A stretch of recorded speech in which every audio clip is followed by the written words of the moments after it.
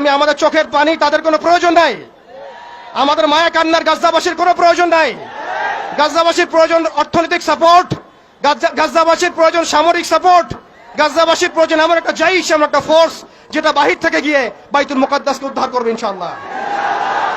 আর আপনারা ভবিষ্যৎবাণী শুনে রাখবেন, ইনশাআল্লাহু আযজা ওয়া জাল আল্লাহ রাব্বুল আলামিনের এই বান্দাদের মধ্যেই এমন একটা জাইশ, এমন একটা দল আল্লাহ পাক সৃষ্টি করে দিবেন ইনশাআল্লাহ।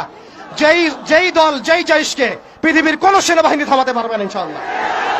শেষ পর্যন্ত তারা বাইতুল মুকাদ্দাস মুক্ত করেই ছাড়বে ইনশাআল্লাহ। শুধু সময়ের অপেক্ষা। তারা আমাদেরকে অপশন দিয়েছে, হয় আমাদের দাস হও না হলে মরো। শেষ কথা, তারা আমাদেরকে অপশন দিয়ে দিয়েছে, হয় আমরা তাদের দাসত্ব করব না হলে মরবো। আমরাও বলে দিচ্ছি, আমরা দাসত্ব করব না। আমরা হয় শহীদ হব অথবা স্বাধীনতা ছিনিয়ে নিয়ে আসবো ইনশাআল্লাহ। হয় আমরা শহীদ হব না হলে স্বাধীনতা ছিনিয়ে নিয়ে আসবো ইনশাআল্লাহ। আল্লাহ পাক আমাদের বাংলার তাওহীদের জনতাকে কবুল করেন, আমিন। ওয়া আখিরু দাওয়ানা।